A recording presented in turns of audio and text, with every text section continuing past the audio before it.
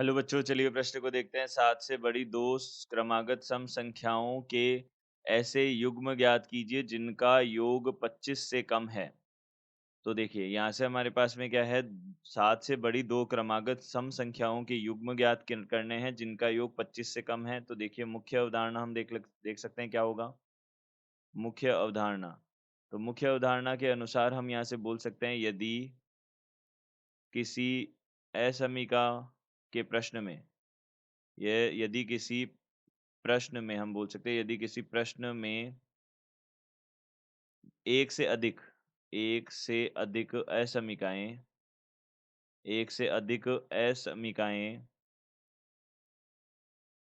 दी हो तथा हमें उन सभी को संतुष्ट करना हो,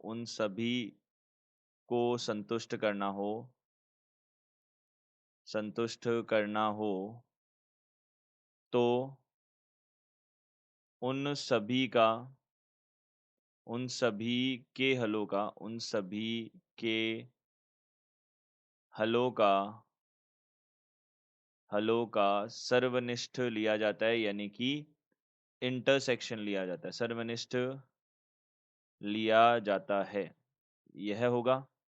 तो देखिए यहाँ से हमारे पास में क्या है, 7 से बड़ी दो क्रमागत सम संख्याओं के ऐसे युग्म ज्ञात करने हैं, 7 से बड़ी होनी चाहिए। तो देखिए हमने सबसे पहले तो माना, अब सम संख्या है, माना प्रथम संख्या प्रथम सम संख्या x है तथा द्वितीय, अब देखिए प्रथम अगर x है तो द्वितीय संख्या क्या हो जाएगी, द्वितीय संख्या x प्लस 2 हो जाएगी, क्योंकि क्रमागत है और दो क्रमागत सम संख्याओं के मध्य कितने का अंतर होता है, 2 का अंतर होता है। यह बनेगा हमारे पास में। तो अब देखिए यहाँ यह हो गया। अब युग्म ज्ञात कीजिए। तो ऐसे युग्म हमको ज्ञात करने हैं जिनका योग 25 से कम हो।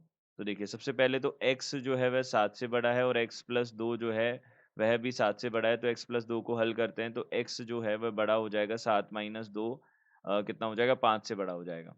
देखिए प्रथम असमीका हो गई, द्वितीय असमीका आ गई, अब तृतीय असमीका हमारे पास किससे आ जाएगी, इन दोनों का योग जो है x और x प्लस 2 का योग जो है वह क्या होता है, 25 से कम होता है। तो यह 25 से कम है, 25 से कम है, तो हमने इसको हल किया तो देखिए 2x कम होगा 23 से। देखिए x जो है, अब 2 का भाग दे देते हैं तो कितना हो जाएगा, 23/2। 23/2 कितना होता है, 11.5 होता है। तो यह बन जाएगा। तो अब देखिए हमें क्या करना है, तीनों को संतुष्ट करना है। तो तीनों को संतुष्ट करने के लिए हमने एक सबसे पहले संख्या रेखा बनाई। देखिए एक तो बोल रहा है 5 से, एक बोल रहा है 7 से और एक बोल रहा है 11.5 से। तो देखिए यहाँ से एक तो बोल रहा है 5 से ज़्यादा, तो 5 से ज़्यादा ये आ जाएगा, 7 से ज़्यादा यह आ जाएगा और तीसरा बोल रहा है कि 11.5 से छोटा, तो 11.5 से छोटा ये हो जाएगा। तीनों का जो हमारे पास सर्वनिष्ठ होगा, तीनों का जो उभयनिष्ठ भाग होगा वह क्या होगा, 7 से 11.5 का होगा। तो 11.5 तक है, तो हम यहाँ से बोल सकते हैं x के मान जो हैं, x के हमको सम मान चाहिए, तो सम मान x के क्या-क्या हो सकते हैं? एक तो 8 हो सकता है, x के मान एक तो 8 हो सकता है, एक 10 हो सकता है और इस बस ये 2 मान हो सकते हैं, 8 और 10। तो इसके अनुसार जो हमारे पास में युग्म है, जो हमारे पास युग्म है वह क्या बनेंगे, एक तो 8-10 बनेगा, एक 10-12 बनेगा। यह 2 युग्म बन जाएँगे। तो हम बोल सकते हैं दिए गए प्रश्न का उत्तर यह है। आशा करते हैं आपको समझ आया होगा। धन्यवाद।